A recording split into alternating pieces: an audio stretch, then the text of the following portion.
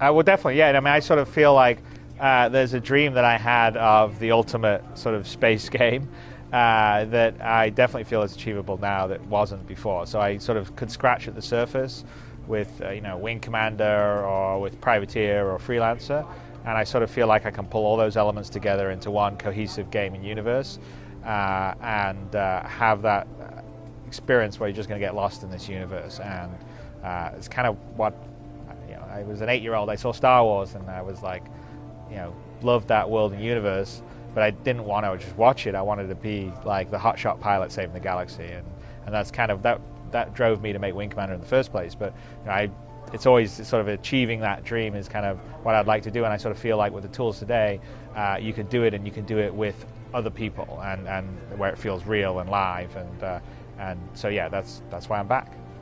Well, I certainly feel like the industry's moved along a lot in terms of how it deals with its visual fidelity and immersion. So like say Uncharted 2 was a game that I really liked a huge amount, and partly because it's not that the game itself said, okay, this is radically different game design, because it's sort of an evolution from the Tomb Raider style and the cover-based style of game, but the level of detail and fidelity it was told with, and the nuance, and it just sort of sucked me into that world. So at some point I forgot I was playing a game. I felt like I was just sort of the star of this ridiculously expensive summer action movie with more over-the-top set pieces than Michael Bay could ever dream of, and that was just cool. That was that sort of level of immersion. So I sort of feel like people have been doing a pretty good job of taking the extra power and the increase of things that are going on to push your immersion into a world. There's been some great stuff that's happened on the multiplayer side, where that didn't really exist when I was making games, and then, like I said, sort of reaching out to the community. Like whether you can mod stuff, whether you can you give your community tools. Those are all aspects that I sort of really like. Although I still feel like there's some stuff that I can bring to the table. But so I sort of feel like there has been a fair amount of progress, and it's cool, and I've sort of dealt with it from the perspective of someone that's been the audience, the game player versus the game maker, which was kind of nice. And you have to embrace the medium itself, which is it's interactive. You have to feel, you've got to do things that affect the world, and the world reacts to you. Because if you don't do that, you're just trying to approximate just a straight movie or something, then I don't think you're doing the medium justice. And I think with the greater power of machines and what you can go more in that direction than maybe you could have done before. So I had to do some things on Wing Commander because I was limited by the technology.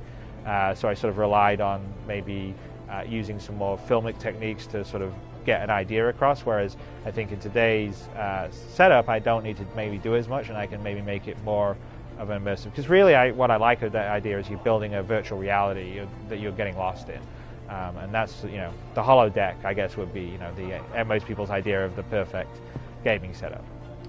Well, I would say take every space game that I've done and roll it into one big connected package. Would be the best way. But if you love Wing Commander, it's got that, and if you love Privateer or Freelancer, it's got that, and it all functions in a holistic fashion, which is kind of my goal, is just to sort of build a believable universe you can get lost in, and maybe in the past I could only do aspects of it, and I sort of feel like with what I'm trying to do now, I'm going to be able to achieve it all. We're doing a live stream here on GameSpot from Game Developers Conference online in Austin, where I'm going to actually show everyone what I've been working on for the past year in complete secrecy, and hopefully everyone's going to be excited by what I show. I'm very excited to show it. And also, if you go to robertspaceindustries.com, that's the site for the game, and it will also be where we'll have more of the details on what's getting announced on Wednesday. And so please check out the site, and hopefully you all like it, and I'm looking forward to sharing what I've been working on with you guys.